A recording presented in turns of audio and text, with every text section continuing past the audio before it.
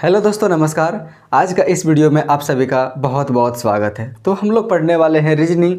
जैसा कि आपने मेरा थंबनेल में भी देखा होगा, लोग अक्सर रीजनिंग को हल्के में ले लेते हैं और वो बोलते हैं कि नहीं, ये तो बहुत इजी चैप्टर है, और वो अक्सर गलती कर जाते हैं। एग्ज़ाम में तो सारा का सारा ठोक के आते हैं, बना के आते हैं, और लेकिन जैसे ही इसका आंसर की आता है, ये तो बस एक्सक्यूज़ लगाते हैं, अरे भाई इसमें मेरी माइनर मिस्टेक होगी, ए भी गलत हो गया, ए भी गलत हो गया। ऐसा क्यों होता है भाई?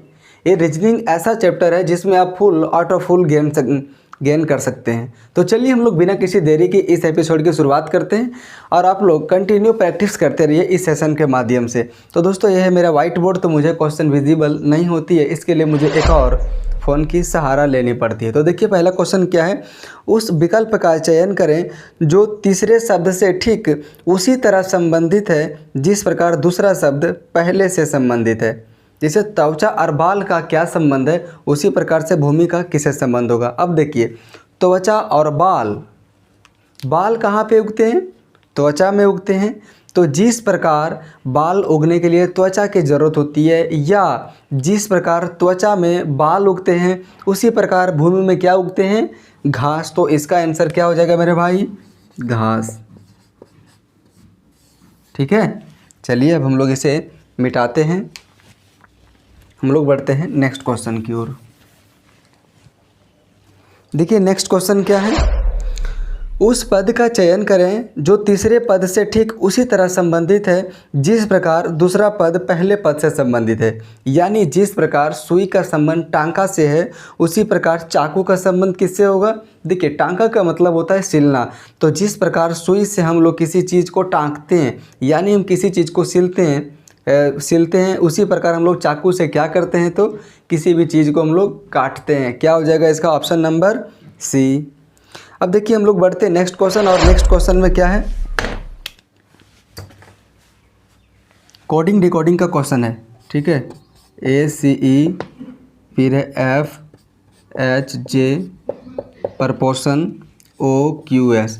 सबसे पहले हम क्या करेंगे? कोडिंग डिकोडिंग जैसे संबंधित सवालों में हम इनका ये कैवा स्थान पर आते हैं। हम सबसे पहले हम इसका अंक को लिखते हैं। यहाँ पे A आता है 1 नंबर पे, C 3 नंबर पे, E 5 नंबर पे, ये 6 नंबर पर, ये 8 नंबर पर, और ये 10 नंबर पर।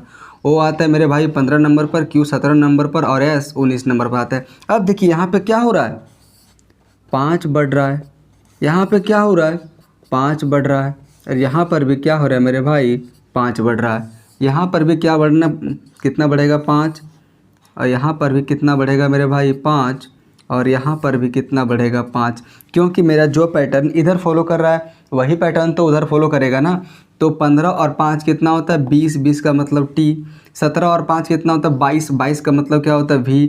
और 19 और 5 24। 24 का मतलब होता है X। तो TVX आपको कौन सा ऑप्शन में नज़र आ रहा है? ऑप्शन नंबर A में नज़र आ रहा है। ठीक है, चलिए हम लोग बढ़ते हैं नेक्स्ट क्वेश्चन की ओर। सबसे पहले हमें ऐसे क्वेश्चनों में क्लियर करना है कि कौन सा अक्षर कितने नंबर पे आता है। अगर आप उस चीज़ को नोट पहले कर लीजिएगा तो आपको पैटर्न लगभग समझ में आ जाएगा। देखिए, नेक्स्ट क्वेश्चन क्या है। कोडिंग डिकोडिंग का ये, जिस प्रकार से RAT का संबंध SDY से है, उसी प्रकार BAD का संबंध किससे है? देखिए, रेट RAT का संबंध किससे है? ASDY से है। उसी प्रकार से बैड का संबंध किससे होगा? तो मैंने आपको क्या बताया मेरे भाई कि सबसे पहले आप इसकी ये कौन सा स्थान में आता है, आप इससे पहले लिखें। R आता है 18 नंबर पे, A आता है 1 नंबर पे, T 20 नंबर पे, S 19 नंबर पे, D 4 नंबर पे, Y 25 नंबर पे। अब यहाँ पे आप देखिए क्या हो रहा है। 18 से 19 1 बढ़ रहा है, 1 से 4 3 बढ़ रहा है, और 20 से 25 5 बढ़ रहा है ना। यानी कि 1 से 3 3 से 5, यानी ये विषम संख्या में बढ़ रहा है। उसी प्रकार से यहाँ पे क्या होगा? तो 20 से सबसे पहले बढ़ेगा 1, तो 20 से 1 क्या होता है मेरे भाई? C। A से कितना बढ़ेगा? 3, यानी 1 और 3 4, 4 का मतलब D। और D से कितना बढ़ेगा भाई? 5। जिस प्रकार से 20 से 25 हुआ, उसी प्रकार से D से 5 बढ़ेगा। तो 4 और 5 कितना होता है? 9, मतलब CDI आपको जिस ऑप्शन में नज़र आ रहा है, ऑप्शन नंबर A में, वही आपका आंसर हो जाएगा। ठीक है, चलिए अब हम लोग इसे इरेज करते हैं।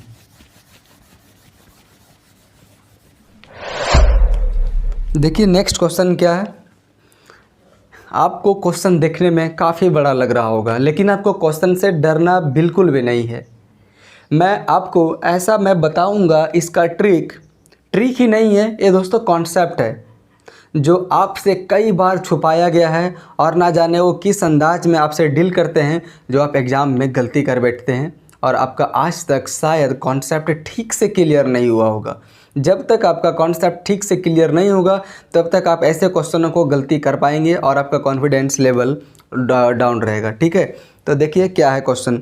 सभी हंस तोते, दोस्तों हम ऐसे क्वेश्चन को वेन डायग्राम के माध्यम से बनाएंगे। ठीक है, क्या बोल रहा है, सभी हंस तोते हैं।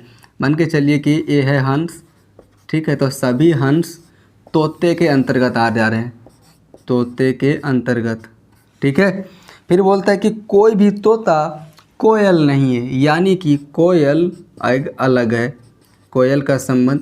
अब यहाँ पे आपका एक ठो कुछ कहना रहेगा कि क्या कोई भी तोता कोयल नहीं तो हंस तो कोयल हो सकता है? नहीं, सारे के सारे हंस तोता के अंतर्गत आ रहे हैं। और अगर कोई भी तोता कोयल नहीं है तो इसके अंदर वाला थोड़ी ना होगा। अब देखिए, अब मैंने इसका वेन डायग्राम तो बना लिया, अब इसका निष्कर्ष पढ़िए। बोलता है कोई भी हंस कोयल नहीं है। क्या कोई भी हंस कोयल नहीं है? ये बात सही नहीं है? बिल्कुल सही है, कोई भी हंस कोयल नहीं है ना। अब देखिए सेकंड क्या है, सभी तोते हंस हैं, मतलब सभी तोता हंस है। अब आपका इसमें कन्फ्यूजन हो जाएगा कि अब हम करें सो करें, क्या करें। अब देखिए मैं आपको यहाँ पे एक एग्जाम्पल के माध्यम से इसे समझाना चाहूँगा। जैसे मान के चलिए कि अगर ये है मेरे भाई इंडिया, क्या है, इंडिया, और इसके अंतर्गत है एक है मेरा झारखंड, मान के चलिए। ठीक है, आप इसमें थोड़ा सा समझने का प्रयास कीजिएगा। देखिए अगर हम ऐसा बोलें कि पूरा का पूरा झारखंड इंडिया में है, ये तो सभी को मालूम है कि चलो सही है कि पूरा का पूरा झारखंड इंडिया में है, ये तो सही हो जाएगा। क्या ये बात सही होगा अगर हम ऐसा कहेंगे कि पूरा का पूरा इंडिया झारखंड में है? नहीं है। महाराष्ट्र में भी, जैसे देखो इंडिया का कुछ पार्ट महाराष्ट्र भी है, यूपी भी है, असम भी है, बिहार भी है, उत्तराखंड भी है, अरुणाचल प्रदेश भी है, गोवा भी है ना। लेकिन अगर हम ऐसा कहेंगे कि पूरा का पूरा इंडिया झारखंड है तो ये तो कहना गलत होगा ना। तो आप इसी तरह से आप यहाँ पे देखिए कि पूरा का पूरा हंस तोता है, लेकिन क्या पूरा का पूरा तोता हंस है? क्या पूरा का पूरा इंडिया सिर्फ झारखंड है? नहीं। तो इसका रिवर्स यहाँ पे गलती हो जाएगा, यानी कि कथन नंबर 2 जो लिखा हुआ है सभी तोते हंस हैं। देखिए पहला कथन तो सही हो गया कि कोई भी हंस कोयल नहीं है, बिल्कुल सही है। जो दूसरा कथन है सभी तोते हंस हैं, सभी तोते हंस है, ये तो गलत हो गया। तो ऐसा केस में है कि जिसमें सिर्फ निष्कर्ष नंबर 1 सही हो, तो आपको दिखाई देगा ऑप्शन नंबर सी, जो सिर्फ निष्कर्ष 1 अनुसरण करता है। तो मैं उम्मीद करता हूँ कि आपको ये समझ में आ गया होगा। मैं और भी लाया हूँ और आप मेरा वीडियोस को आप देखते रहिएगा। चैनल पे नए हैं तो चैनल को सब्सक्राइब कर लीजिएगा। मैं आपकी सारे धीरे धीरे कॉन्सेप्ट को क्लियर करते चला जाऊँगा। मैं ट्रिक वगैरह में मुझे कुछ नहीं आता, मैं ट्रिक के बारे में जानता ही नहीं हूँ। और अगर आप ट्रिक की तलाश कर रहे हैं तो आप भी उन्हीं जोखिम भरे रिस्कों में खड़े हैं। देखिए नेक्स्ट क्वेश्चन क्या है, ये भी कथन और निष्कर्ष से ही संबंधित है। कुछ संपादक लेखक हैं, ठीक है। चलिए मैं इसे वेन डायग्राम के माध्यम से बनाते चला जाता हूँ। देखिए कुछ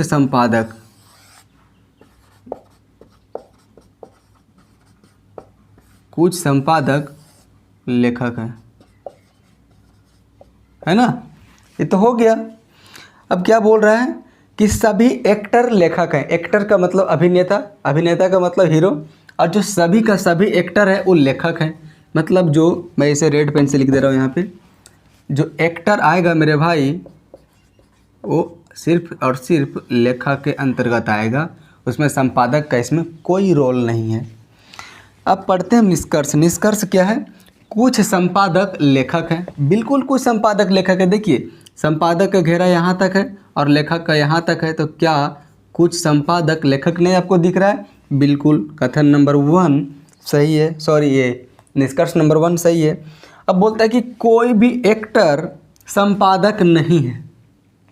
कोई भी एक्टर संपादक नहीं है। आप यहाँ पे आपको देखने को मिल रहा होगा कि क्या कोई भी एक्टर संपादक है क्या? कोई भी एक्टर संपादक है क्या? नहीं है। तो और ये यहाँ भी बोल रहा है कि कोई भी एक्टर संपादक नहीं है। लेकिन आपको इसमें एक ध्यान देने वाली बात देना होगा, मैंने जो एक क्वेश्चन लाया हूँ मैं क्यों लाया हूँ। अगर ऐसे क्वेश्चनों में अगर आपका कथन में अगर नेगेटिव सेंटेंस नहीं है, नेगेटिव सेंटेंस का मतलब मेरा हो गया कहने का मतलब जिसमें नहीं है का प्रयोग नहीं किया गया है। देखिए कथन में किसी भी प्रकार का नेगेटिव सेंटेंस का प्रयोग किया गया क्या? मैं कथन पढ़ता हूँ, कुछ संपादक लेखक है, क्या इसमें नेगेटिव कोई कथन है? अगर देखिए इसमें अगर नेगेटिव बनाना होता तो इसमें ये क्या बना था, कुछ संपादक लेखक नहीं है, तो ये नेगेटिव सेंटेंस हो गया। तो पहला जो कथन है कुछ संपादक लेखक है, ये तो मेरा पॉजिटिव सेंटेंस हो गया, है ना। और देखिए सभी एक्टर लेखक हैं, इसमें भी नेगेटिव सेंटेंस नहीं है। अगर कथन नेगेटिव नहीं है और अगर निष्कर्ष नेगेटिव है तो आप उसे बिना देखे डायरेक्टली काट दीजिएगा। निष्कर्ष नंबर 2 नेगेटिव सेंटेंस है ना, कोई भी एक्टर संपादक नहीं है, तो ये तो आपका नेगेटिव हो गया, तो ये डायरेक्टली कट गया। मुझे देखना ही नहीं, कुछ नहीं देखेंगे, कितना भी हो क्यों नहीं सही हो रहा, देखना ही नहीं है, ठीक है। तो सिर्फ निष्कर्ष 1 सही हो रहा है, ऐसा क्या हो जाएगा, ऑप्शन नंबर सी हो जाएगा। तो मैं उम्मीद करता हूँ कि आपको ये भी कॉन्सेप्ट समझ में आ गया होगा। अगर आपकी डिमांड रहेगी, कमेंट रहेगी, तो मैं एक दिन सिर्फ कथन और निष्कर्ष से संबंधित सवाल को लाऊंगा। अब देखिए नेक्स्ट क्वेश्चन क्या है, इस श्रृंखला में अगला शब्द क्या होगा। देखिए मैं लिखता हूँ LDOERF।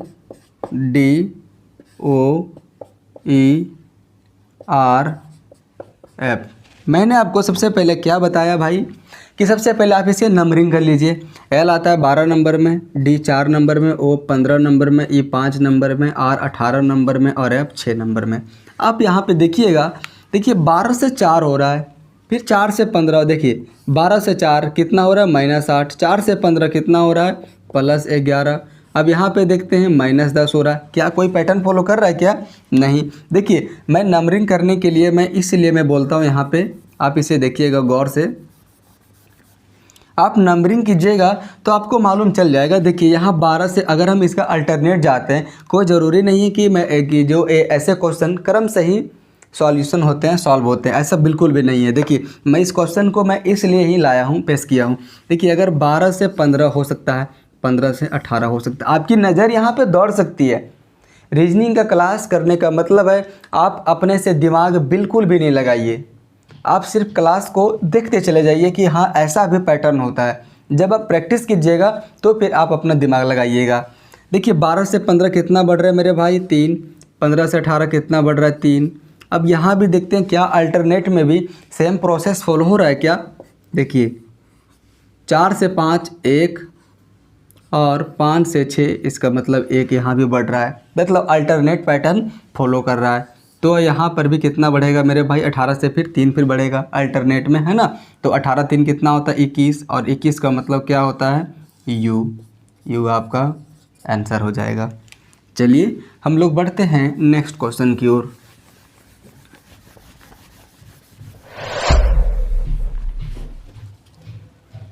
देखिए नेक्स्ट क्वेश्चन क्या है, दोस्तों वेन डायग्राम का क्वेश्चन है, ठीक है। बोल रहा है कि कपड़े, शर्ट और ताला के लिए कौन सा वेन आरेख सबसे ज़्यादा उपयुक्त होगा। इसमें दोस्तों मैं तो बहुत हल्के क्वेश्चन लाया हूँ, आपको इसमें ऐसा फंसा देगा जब आपको उस स्टेटमेंट के बारे में मालूम ही नहीं रहेगा तब आप कुछ नहीं कर सकते हैं। जैसे दे दिया अगर अणु, परमाणु, एक दे दिया तत्व, आप इसमें क्या करेंगे, ठीक है। तत्व के अंतर्गत तो अणु और परमाणु तो आ रहे हैं, लेकिन कौन किसके नज़दीक आएगा, परमाणु छोटा कि अणु। तो आपको इस मतलब मेरे कहने का मतलब है कि वेन डायग्राम से संबंधित क्वेश्चनों का सॉल्यूशन करने के लिए आपको थोड़ी सी जनरल नॉलेज की आवश्यकता होगी। लेकिन आप चिंता बिल्कुल भी ना कीजिए, जैसा भी क्वेश्चन रहेगा मैं प्रयास करूंगा कि उन क्वेश्चनों को ज़रूर डिस्प्ले कराया जाए आप लोग के सामने। देखिए कपड़े और शर्ट, क्या शर्ट कपड़े से नहीं बनते, बिल्कुल बनते हैं।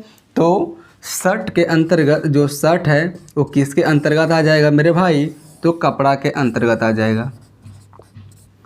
एक है दोस्तों ताला, क्या ताला का शर्ट और कपड़े से कोई मतलब है क्या? बिल्कुल भी नहीं है। इसका ये ताला का संबंध शर्ट और कपड़ा से हो ही नहीं सकता, तो ताला को हम अलग कर देंगे। तो ऐसा डायग्राम आपको कौन सा ऑप्शन में दिखाई दे रहा है? ऑप्शन नंबर सी में। ठीक है, चलिए हम लोग बढ़ते हैं नेक्स्ट क्वेश्चन की ओर। दोस्तों देखिए, मैं जो ये सेशन मैं जो अभी लगाया हूँ, जो अभी आप इस वीडियो को देख रहे हैं, मैं ट्राई करता हूँ कंटिन्यूसली कि बिना आपको मोटिवेट किए हुए इस क्लास को पूरी करना। लोग क्या करते हैं कि आपको पढ़ाते पढ़ाते मोटिवेट करने का प्रयास करते हैं। अगर आपको पढ़ते वक्त किसी मोटिवेशन की ज़रूरत होगी तो मैं हमेशा कहता हूँ कि आप कच्चे खिलाड़ी हो, आप इस लायक हो ही नहीं। तो आपको पढ़ते वक्त किसी भी प्रकार की मोटिवेशन की ज़रूरत नहीं होगी। पढ़ने के बाद 1000 यूट्यूब पे चैनल पड़े हुए हैं, आप जाइए और मोटिवेशन सुनिए, है ना। तो चलिए हम लोग बढ़ते हैं नेक्स्ट क्वेश्चन की ओर। देखिए नेक्स्ट क्वेश्चन आप इसे बना के दिखाइए, तब तक मैं क्वेश्चन को ड्रॉ कर लेता हूँ यहाँ पे। लोग क्या करते हैं ना, ऐसे क्वेश्चनों को पेश करते हैं आपके सामने। अगर वो 20 क्वेश्चन ला रहे हैं तो 20 क्वेश्चन में 15 क्वेश्चन ऐसे रहेंगे जो आपसे आसानी से बन जाएंगे, ताकि आपको भी मज़ा आएगा कि मेरे भाई सब कुछ मुझे आ रहा है। अगर आप ऐसे क्वेश्चनों को देखकर खुश हो रहे हैं तो समझ जाइए कि आप किस लाइन में खड़े हैं। अगर आप YouTube में रीजनिंग की प्रैक्टिस कर रहे हैं तो आपका प्राथमिकता वो होना चाहिए कि हमें उस कॉन्सेप्ट को सिखाया जाना चाहिए जिस कॉन्सेप्ट की मुझे जानकारी ही नहीं है।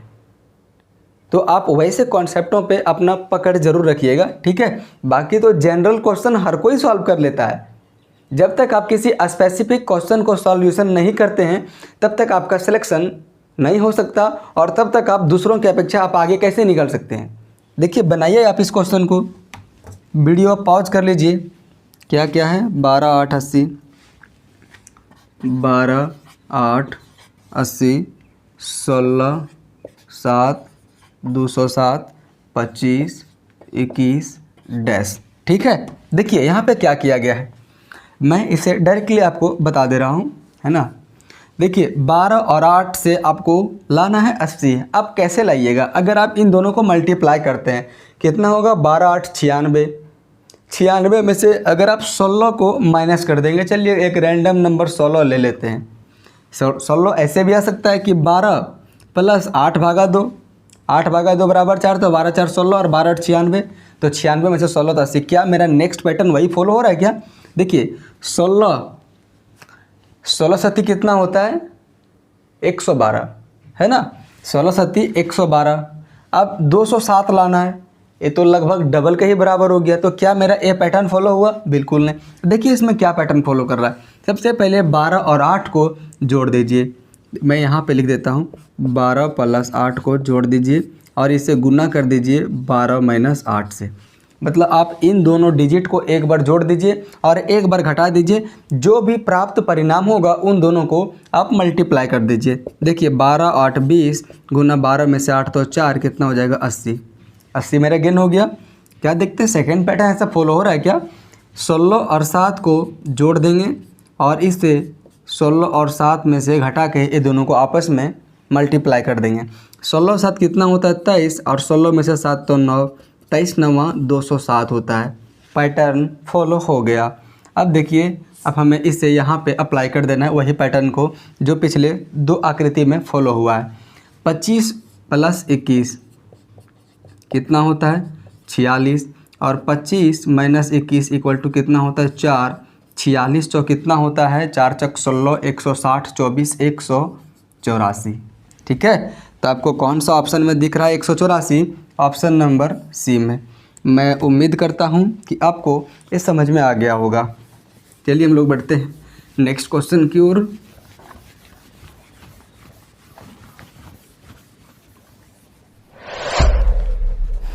और ये नेक्स्ट क्वेश्चन आज का आखिरी क्वेश्चन है। आप इसे भी वीडियो पॉज करके सॉल्यूशन करने का प्रयास कीजिए, तब तक मैं इसे ड्रॉ करता हूँ।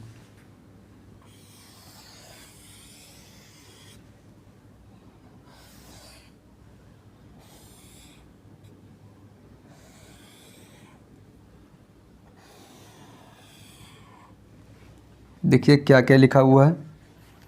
यहाँ लिखा हुआ 2 5 6 7 3 9 11 और यहाँ पे दिया हुआ डैश। देखिए आपने शायद दिमाग लगा लिया होगा थोड़ा बहुत। अब इसमें करना क्या है, लोग क्या करते हैं, सबसे पहले ऐसे चलते हैं, या तो क्लॉकवाइज चलते हैं या तो एंटी क्लॉकवाइज चलते हैं। भैया वो तो इसका एक सॉल्यूशन करने का कॉन्सेप्ट हो सकता है, पैटर्न हो सकता है, लेकिन कोई ज़रूरी नहीं है कि हर क्वेश्चन उसी पैटर्न को फॉलो करे। जैसे 2 से 5 अगर ड्रॉ करना है तो 3/5, 5 से 6 1, 6 से 7 1, 7 से 3 तो -4। क्या पैटर्न फॉलो किया। चलिए हम एंटी क्लॉकवाइज आते हैं। एंटी क्लॉकवाइज में अब कहाँ से जब चलेंगे, किधर से भी अब चल लीजिए, यहाँ तो खाली ही दिया गया। देखिए मेरा इस क्वेश्चन का लाने का उद्देश्य था कि जो ये क्वेश्चन है सिर्फ क्लॉकवाइज या तो सिर्फ एंटी क्लॉकवाइज पैटर्न में नहीं बनता है, एक क्वेश्चन ऐसे भी पैटर्न से बनता है। जैसे देखिए इसके सामने वाली भुजा कौन सा है, ये वाला हो गया। अब हमें ट्राई करना है कि 2 से 3 कैसे बन सकता है। देखिए 2 से 3 बनने के लिए या तो हम 2 में 1 जोड़ेंगे, या तो हम 2 को 2 से मल्टीप्लाई कर देंगे और इसमें 1 माइनस कर देंगे। मैंने क्या बताया, 2 से 3 ड्रॉ करने के लिए या तो इसमें 1 जोड़ेंगे तो 3 आ जाएगा, या तो इसी 2 को एक रैंडम नंबर 2 से मल्टीप्लाई कर देंगे और 1 माइनस कर देंगे तो 3 आ जाएगा। अब देखते हैं जो नेक्स्ट नंबर है वो इन दोनों पैटर्न में से किसे फॉलो कर रहा है। अब 5 से हमें क्या बनाना है, 9। 5 से हमें क्या बनाना है मेरे भाई, 9। अब देखिए अगर 5 में से अगर 1 जोड़ेंगे तो कितना आ जाएगा, 6। वहीं अगर हम 5 को एक रैंडम नंबर 2 से मल्टीप्लाई करेंगे और इसमें 1 हटा देंगे तो क्या आ जाएगा, 9। क्या 9 नहीं है, बिल्कुल। आप यहाँ देखिए 6 से क्या बनाना है, 11। तो 6 गुना 2 = 12 - 1 बराबर 11। उसी प्रकार से यहाँ क्या हो जाएगा, 7 × 2 - 1 बराबर 14 - 1 = 13। इसका आंसर हो जाएगा कौन सा ऑप्शन में आपको 13 दिख रहा है, ऑप्शन नंबर ए में। तो मैं उम्मीद करता हूँ कि आपको ये पैटर्न समझ में आ गया होगा और इस सेशन को आप काफ़ी एंजॉय किए होंगे। दोस्तों मैं अपने इस चैनल पे मैं ऑथेंटिक चीज़ें को लाता हूँ और मैं एग्ज़ाम रिलेवेंट चीज़ें को ही मैं पढ़ाता हूँ। अगर आपको ये मेरा सेशन अच्छा लगा होगा तो आप मेरे चैनल को सब्सक्राइब कर सकते हैं और वीडियो को लाइक कर सकते हैं। बाकी आप नेक्स्ट सेशन के लिए आप तैयार रहें। मेरा इस चैनल पे जो भी चीज़ आएगा वो मतलब सारे के सारे एग्ज़ाम रिलेवेंट आएगा ही। तो चलिए हम लोग वीडियो को यहीं पे एंड करते हैं। Thank you.